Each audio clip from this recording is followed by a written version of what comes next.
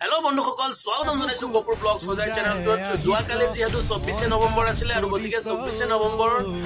নৱেম্বৰত যেটো লাচিত দিৱস উদযাপন হৈছিল মৰিগাঁৱত যত নেকি প্ৰায় 40,000ৰ ওপৰত মানুহৰ সমাগম আছিল গতিকে তাৰে এটি ধুনীয়া এটা দৃশ্য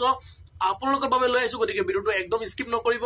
যদি পাৰে মোৰ চেনেলটো ফলো নিশ্চয় কৰিব যাতে মই সকলো সময়তে আপোনালোকৰ বাবে নতুন নতুন ভিডিও লৈ আহিব গতিকে দেৰি নকৰি আহক ফ্ৰেন্ডছ যোৱাকালিৰ যেটো সমাগম হৈছিল মানুহৰ যেটো দৃশ্য আপোনালোকে দেখিব ইমান ভাল লগা এটা দৃশ্য আপোনালোকৰ বাবে লৈ আহিছো গতিকে দেৰি নকৰি আহক ভিডিওটো ষ্টাৰ্ট কৰো হিন্দু জাগৰণ মঞ্চৰ উদ্যোগত মৰিগাঁৱত 402 সংখ্যক লাচিতৰ জন্ম দিৱস উদযাপন মৰিগাঁৱৰ শ বীৰ লাচিত ৰূপী শিশু আৰু মৰিগাঁওবাসীয়ে সকলোৱে একেলগে গালে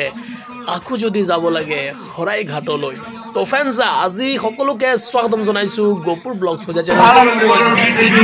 সমান আছিল যে এনেকুৱা হ'ব লাগিছে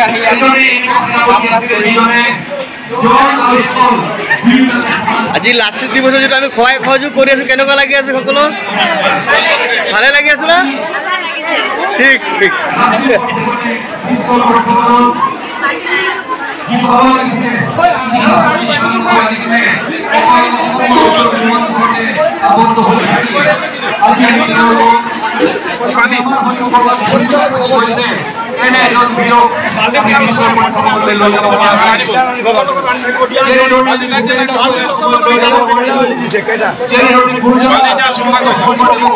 আমি বিশ্বৰ হয়তো যিখিনি লৈ যাব লাগিছিলে আমি সেই পৰ্যায়লৈ লৈ যাবলৈ আমি সক্ষম হোৱা নাই আজি প্ৰতিজন প্ৰকৃত অসমীয়াই সংকল্পবদ্ধ হোৱাটো উচিত যে লাচিতৰ যিখিনি গুণ আছিলে লাচিতৰ যদি সপোন আছিলে তো শেষত বন্ধুসকল আহক আমাৰ হোজাই জিলাৰ ৰাষ্ট্ৰীয় স্বয়ংসেৱক সংঘৰ মাননীয় শ্যামল ৰক্ষিত দাৰ পৰা কিছুমান কথা জানিব পাৰিম এই লাচিত দিৱসত আজি 24 তাৰিখ 24 নৱেম্বৰ ইয়াতে 40,000 মানুহে ভোজন কৰিছে এই 40,000 মানুহ ভোজনৰ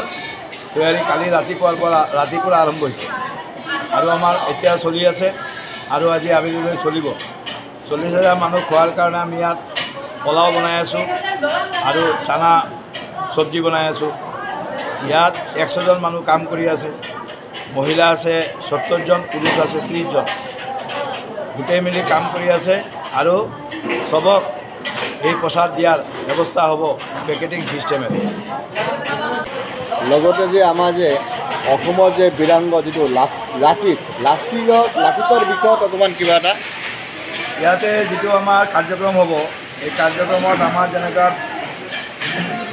10,000 লাচিত আহিব লাচিত বনি 10,000 লাচিত আমাৰ ল'ৰাই 10,000 লাচিত বনিব আৰু লাচিত বনি ইয়াতে প্ৰদৰ্শন কৰিব সাংস্কৃতিক কাৰ্যক্ৰম হ'ব আৰু আমাৰ অসম প্ৰান্তত ৰাষ্ট্ৰীয় স্বয়ংসেৱক সংঘৰ যে ক্ষেত্ৰ প্ৰচাৰক আছে তেওঁৰ বৰ্ধিক আছে তেওঁৰ বৰ্ধিক হ'ব তাৰপিছতে 10টাৰ পৰা কাৰ্যক্ৰম আৰম্ভ হ'ব 2টাত কাৰ্যক্ৰম শেষ হ'ব তাৰপিছত ভোজনৰ ব্যৱস্থা হ'ব ভোজন শেষ হোৱাৰ পিছত আবেলিলৈ কাৰ্যক্ৰম বৌদ্ধিক দিব যে তেওঁ অকণ বৌদ্ধিক দিব কোনো এটা বিশিষ্ট হয় বৈশিষ্ট্য বুজৰ বৰুৱা তেওঁ হ'ল ৰাষ্ট্ৰীয় স্বয়ংসেৱক সংঘৰ ক্ষেত্ৰ প্ৰচাৰক ধন্যবাদ